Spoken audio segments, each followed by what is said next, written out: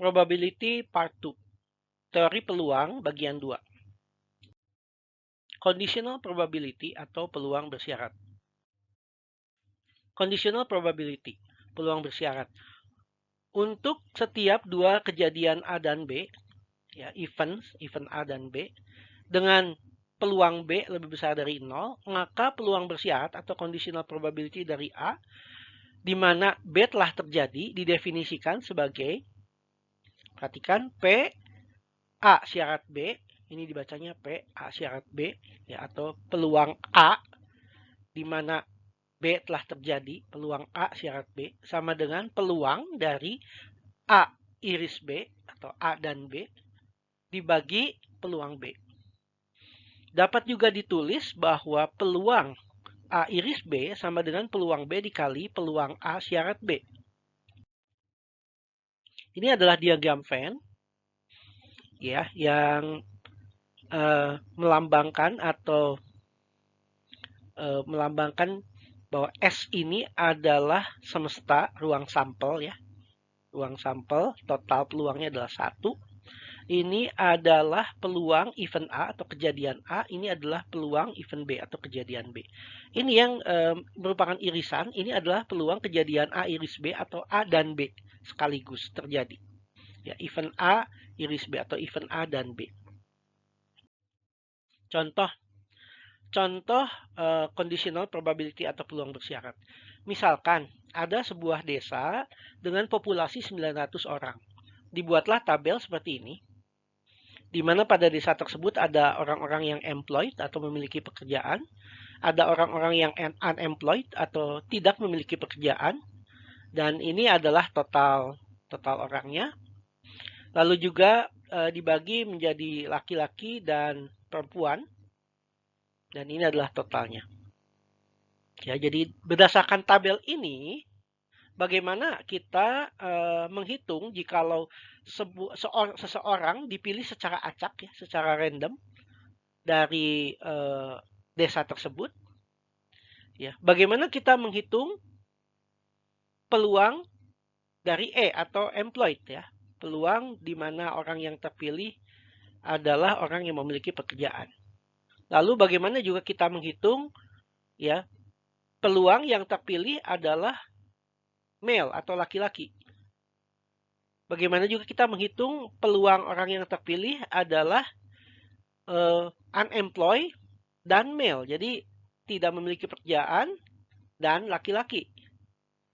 Bagaimana juga kita menghitung peluang orang yang terpilih adalah employed, ya, memiliki pekerjaan, ya, dengan syarat laki-laki. Bagaimana juga kita menghitung peluang orang yang terpilih adalah laki-laki dengan syarat memiliki pekerjaan, atau employed. Nah, jawabannya adalah seperti ini. Kita lihat dari tabel. Peluang terpilih orang yang memiliki pekerjaan atau employed, PE, ini sama dengan, kita lihat, 600 bagi 900. Ya. 600 ya, bagi 900. Jadi ini unemployed, ini 600 dibagi 900, ya, jumlah orang total. Sama dengan 2/3. Sedangkan peluang terpilihnya laki-laki atau male, PM, ini sama dengan 500 bagi 900. Sama dengan 5/9. Ya, 500 dibagi 900. Perhatikan ini 500 yang male dibagi total 900, ya. Sehingga sama dengan 5/9. Nah, peluang terpilihnya employed dan laki-laki, ya, E iris M, PE iris M, itu sama dengan 360 bagi 900, sama dengan 2/5. Ya, ini kita lihat, ini PE iris M, ini 360 dibagi 900, ya, dibagi totalnya, sama dengan 2/5. Nah, peluang E syarat M sama dengan 360 dibagi 500. Perhatikan, E syarat M, ya, 360, ya, ini unemployed, tapi dengan syarat M male. Jadi male ini udah pasti male, jadi tidak dibagi 900, tapi dibaginya 500, ya. Makanya 360 bagi 500 sama dengan 18 bagi 25. Lalu peluang mel syarat E. Sama dengan 360 bagi 600. Jadi kita lihat di sini peluang mel syarat E, ya, peluang terpilihnya laki-laki dengan syarat memiliki pekerjaan. Berarti yang kita lihat adalah yang ini, unemployed. Totalnya ada 600. Jadi 360 bagi 600 sama dengan 3/5. Ya, jadi ini contoh untuk menghitung conditional probability atau peluang bersyarat. Nah, total probability, ya, hukum dari total probability, peluang total, hukum peluang total, the law of total probability. Misalkan, ya, ada ruang sampel S yang bisa dipartisi atau dibagi-bagi menjadi kejadian atau event A1, A2, A3, ya, dan seterusnya. Ini contohnya kita pakai A3 saja dulu, ya, 3 himpunan. Jadi 3 kejadian, A1, A2, A3. Apa artinya? A1, A2, dan 3 adalah kejadian atau event yang saling disjoin, ya, saling disjoin. Jadi tidak ada irisannya. Dan semuanya harus A1, A2, A3 harus mengcover atau melingkupi seluruh S, ya, seluruh ruang sampel ini. Maka peluang atau probability dari sebuah kejadian B yang muncul dapat dihitung dengan menggunakan conditional probability atau peluang bersyarat, di mana, ya, salah satu dari A1, A2, atau A3 muncul, ya, terjadi. Nah, the total law of probability, hukum dari peluang total, ya, total peluang total, ini PB, peluang terjadinya B, peluang terjadinya event B, sama dengan peluang B syarat A1 dikali peluang A1 ditambah peluang B syarat A2 dikali peluang A2 tambah peluang B syarat A3 kali peluang A3. Dalam kata-kata apa artinya? Peluang bahwa B dan A terjadi ditambah peluang B di mana A terjadi ditambah peluang B dan A3 terjadi, ya. Jadi ini adalah peluang B dan A1 terjadi. Ini adalah peluang B dan A2 terjadi. Ini adalah peluang B dan A3 terjadi. Nah, aturan ini disebut sebagai teorema dari peluang total atau theorem of total probability atau law of total probability atau juga sering disebut sebagai rule of elimination, ya. Nah, ini bisa juga dipakai untuk semua partisi dari S, ya. Jadi nggak cuma 3, bisa lebih dari 3, ya. Ya, it holds for any partitioning of S. Nah, ini yang tadi, ilustrasi yang tadi, ya, dengan menggunakan diagram Venn, kita lihat bahwa kalau misalkan ada K buah kejadian, ya, di mana ini kejadian A1, ini kejadian A2, ini kejadian A3, ini kejadian A4, ini adalah yang tengah ini kejadian A5, dan seterusnya, ya, sampai kejadian AK. Ya, ini contoh dibagi K buah. Nah, ini yang diarsir, ini adalah kejadian B. Maka kalau kita lihat nih, ya, kita lihat nih kejadian B, yang tengah yang biru ini, bahwa kejadian B ini dibentuk dari, kita lihat nih, yaitu bagian ini adalah kejadian B dan A1 sekaligus, ya. Sedangkan ini adalah kejadian B dan A2, ya, irisan dari B dan A2. Berarti kejadian B dan A2 sekaligus. Ini adalah kejadian B dan A3 sekaligus. Ini adalah kejadian B dan A4. Ini yang tengah ini adalah kejadian B dan A5. Dan ini adalah kejadian B dan AK. Jadi kalau dijumlah ini semua total sama dengan kejadian B. Nah, itulah yang tadi yang bilang, ya, hukum peluang total atau the law of total probability, ya. Nah, secara umum kita tulis bahwa jika ada kejadian A1 sampai AK, ini K buah kejadian, himpunan kejadian yang saling mutually eksklusif, ya, saling lepas dan tidak ada irisan, dan juga exhaustive event. Exhaustive event ini total A1, A2, A3 itu sampai AK ini kalau di total harus melingkupi seluruh S ya. Ini harus mengcover seluruh S. Itu disebutnya exhaustive events. Maka untuk setiap kejadian B berlaku hal seperti ini yang tadi ya.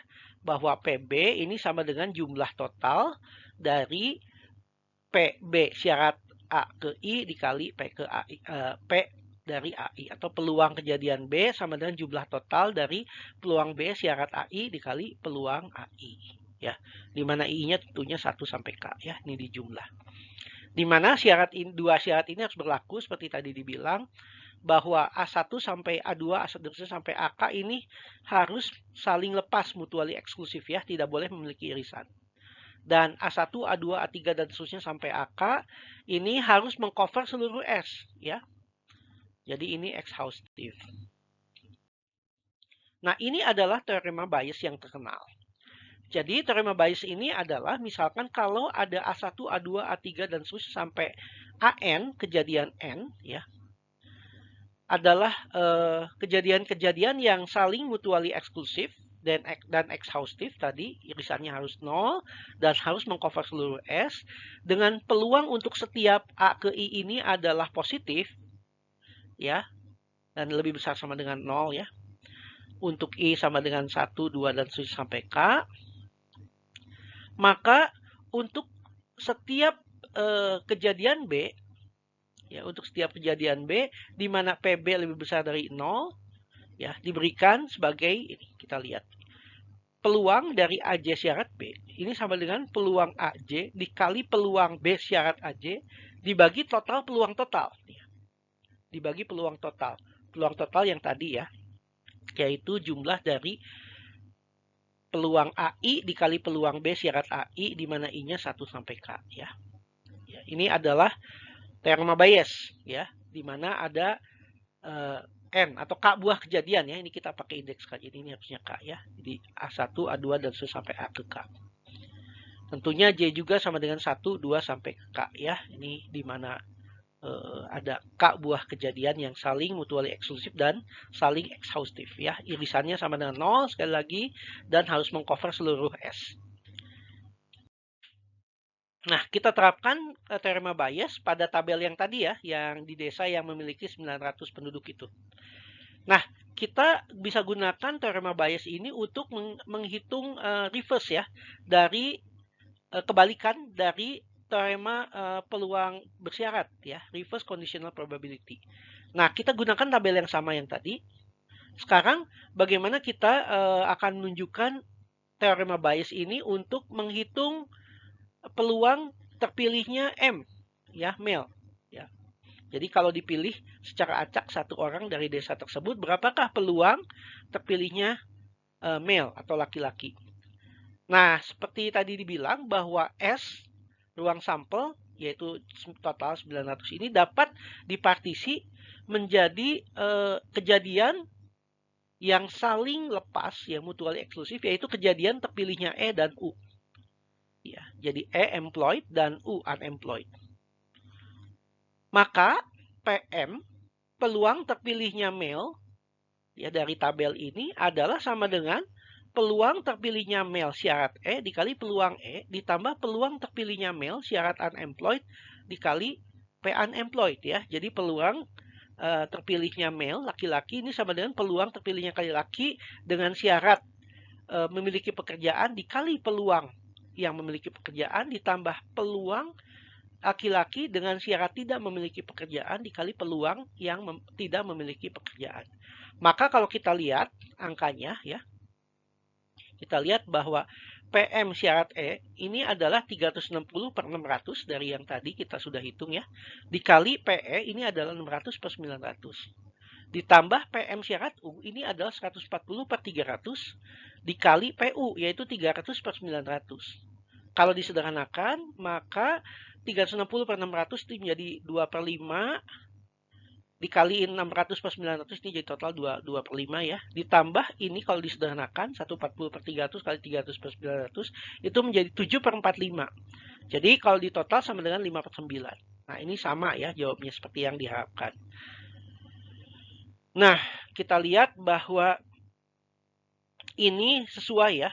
Ini interpret 2/5 dan 7/45 tersebut sebagai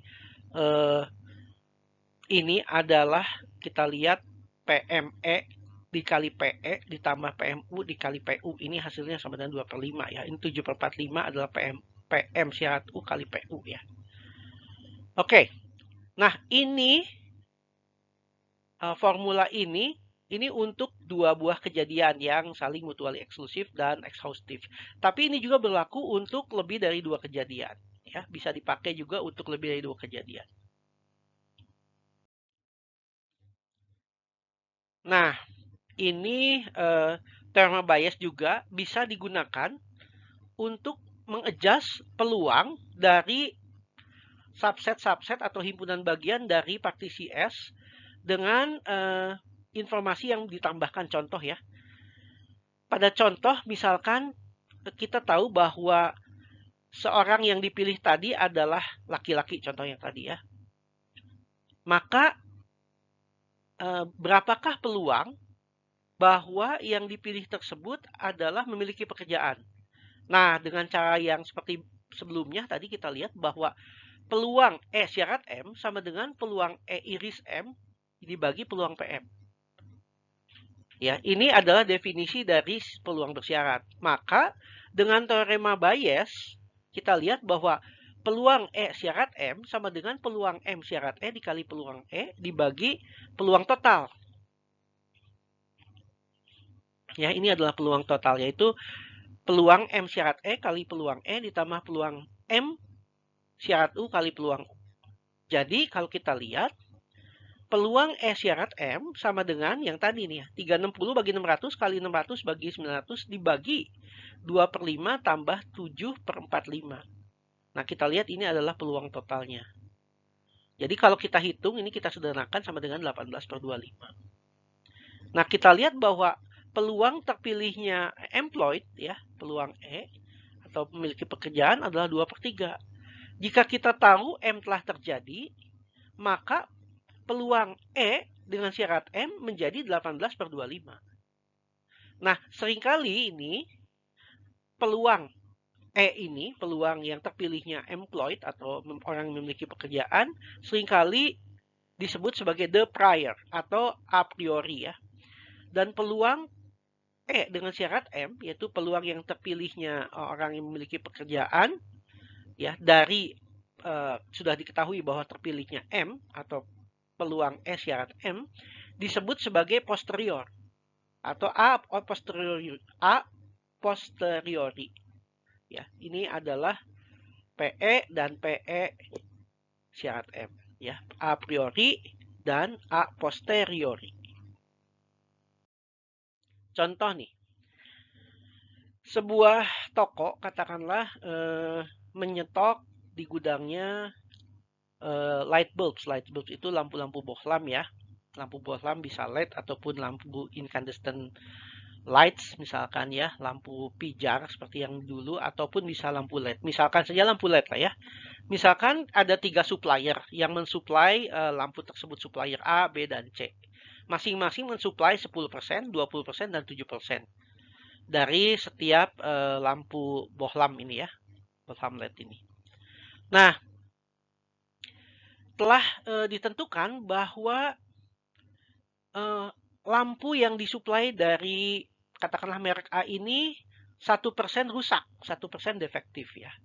Sedangkan yang dari perusahaan B, dari merek B, 3% rusak dan dari merek C 4% rusak. Jika sebuah lampu bohlam LED dipilih secara acak dan ternyata rusak, ya, maka berapakah peluang bahwa lampu tersebut ternyata merek B? Nah, kita bisa hitung dengan menggunakan teorema Bayes ya. Nah, misalkan saja D adalah rusak ya, defektif. Maka peluang, kita lihat peluang terambilnya lampu B dengan syarat D di mana rusak ya, D-nya kan udah rusak kejadian nih. Ya, maka ini bisa dihitung sama dengan peluang lampu B dikali peluang D syarat B dibagi peluang total. Ya, dibagi peluang total. Jadi, kalau dihitung ya, peluang B ini 0,2 ya.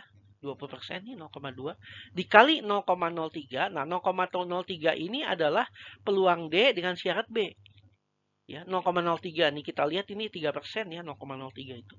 Dibagi peluang total. Nah, peluang totalnya adalah peluang A 0,1 ya, peluang A 0,1 kali 0,01 nih. 1%. Tambah peluang B 0,2 nih ya. 0,2 kali 0,03. 0,03 adalah peluang D syarat B. Tambah 0,7. 0,7 ini 70% ya. Dikali 0,04. 0,04 ini adalah peluang D syarat C. Ya, yaitu 4% yang tadi. Sehingga kalau kita hitung hasilnya kira-kira 0,1714. Independence ya, saling bebas. Dua kejadian dianggap saling bebas kalau peluang bersyaratnya seperti ini, yaitu peluang A syarat B sama dengan peluang A. Kenapa bisa begini ya? Seperti dibilang karena A dan B saling bebas. Ya, independent event ya, saling nggak ada hubungannya gitu kejadian A dan B. Ya, kalau tidak berlaku ini, kalau tidak bisa tidak sama dengan, maka A dan B saling berhubungan. Ya, ini dua kejadian ini saling tidak berhubungan sehingga PA syarat B sama dengan PA gitu ya. Peluang A syarat B sama dengan peluang A. Ya, kalau tidak A dan B saling berhubungan ya, tidak saling bebas ya. Nah, disebutnya adalah independent event ya, saling bebas, tidak ada hubungan ya. Tidak saling bergantung. Nah, event A dan B saling independen jika dan hanya jika ya, saling bebas, peluang A iris B sama dengan peluang A kali peluang B. Jadi peluang A iris B ini sama dengan peluang A kali peluang B. Nah, ini bisa digeneralisasi ya untuk lebih dari dua kejadian yang saling bebas. Iya betul, dua kejadian saling bebas ya, independent event. Lebih dari dua. Jadi 3, 4, 5, dan seterusnya. Contoh nih, sebuah koin ditos 3 kali. Kejadian A adalah munculnya head pada tos yang pertama. Kejadian B munculnya head untuk tos yang kedua. Kejadian C, nah ini successively two heads on two consecutive toss. Jadi ini secara berurutan dua head ya muncul ya pada dua toss sekaligus ya, toss yang berurutan. Nah, investigate nih, selidiki apakah A dan B saling bebas? Apakah B dan C juga kejadian yang saling bebas? Nah, ya. Nah, ini adalah independent events. Independent events adalah kejadian saling bebas. Contoh-contoh nih. Contoh-contohnya adalah misalkan didapatkannya head setelah melempar atau mentos koin dan yang melempar dadu dan mendapatkan angka 5. Ini saling bebas karena nggak ada hubungannya. Lalu memilih sebuah kelereng dari sebuah katakanlah sebuah ember ya atau sebuah toples gitu ya, dan mendapatkan head setelah mentos sebuah koin. Ya, ini juga nggak ada hubungan sehingga saling independen, saling bebas. Contoh lain adalah memilih atau mendapatkan 3 ya secara acak dari tumpukan sebuah kartu. Lalu setelah itu mengembalikan kartu tersebut dan mendapatkan as pada pengambilan kedua ya. Sekali lagi ini dengan replacement ya, jadi dikembalikan kartunya. Ini juga nggak ada hubungan. Jadi dua kejadian yang saling bebas ya karena kartunya dikembalikan. Nah, mendapatkan angka 4 pada pelemparan dadu dan mendapatkan angka 1 pada pelemparan kedua. Ya, pelemparan pertama dan kedua nggak ada hubungannya. Ya, karena ya dadunya tidak rusak ataupun tidak apa pada pelemparan pertama. Jadi tidak ada hubungannya. Ini contoh-contoh lain untuk independent event. Contoh lain nih. Pada sebuah laci lah ya, dresser drawer ya. Nah, terdapat pasangan-pasangan kaos kaki dengan warna-warna biru, coklat, merah, ya, ini biru, coklat, merah, putih, dan hitam, ya. Nah, setiap pasang kaos kaki tersebut dilipat, ya, dengan rapi, ya, dilipat dengan rapi dengan pasangannya. Nah, bagaimana kita mengambil sebuah atau sepasang kaos kaki tersebut tanpa melihat, ya. Jadi kita mengambil sepasang kaos kaki dengan acak. Nah, setelah kita ambil, kita balikan lagi, ya. Lalu kita pilih lagi secara acak kaos kaki yang lainnya, ya. Nah, apakah peluang atau berapakah peluang kita mendapatkan katakanlah kaos kaki warna merah, ya. Pasangan kaos kaki warna merah 2 kali. Jadi tadi kita mengambil satu sepasang kaos kaki, ditaruh lagi, ya, kita ambil lagi gitu, ya, tanpa melihat. Tentunya kita tidak tahu waktu kita menaruh yang pertama, ketika kita mengambil kedua, kita tidak tahu bahwa yang pertama kita taruh di mana gitu, ya. Karena ini secara acak, anggapnya seperti itu. Ya, dengan tutup mata lah, kita jadi nggak tahu, ya. Kita naruh yang pertama tadi, kita taruh di mana, jadi kita nggak tahu. Jadi benar-benar acak. Nah, maka jawabnya adalah peluang terambilnya merah adalah 1/5. Karena kita lihat di sini ada 5 pasang. Ya, kalau kita ambil secara acak dengan tutup mata, peluang terambilnya merah ya 1/5. Nah, peluang terambilnya merah dan merah sekaligus, karena pengambilan pertama peluangnya 1/5, pengambilan kedua juga peluangnya sama 1/5, ya. Kenapa demikian? Seperti dikatakan tadi saling bebas, jadi kita nggak tahu setelah kita ngambil, kita taruh lagi, ceritanya kita nggak tahu yang ditaruh itu di mana, gitu ya.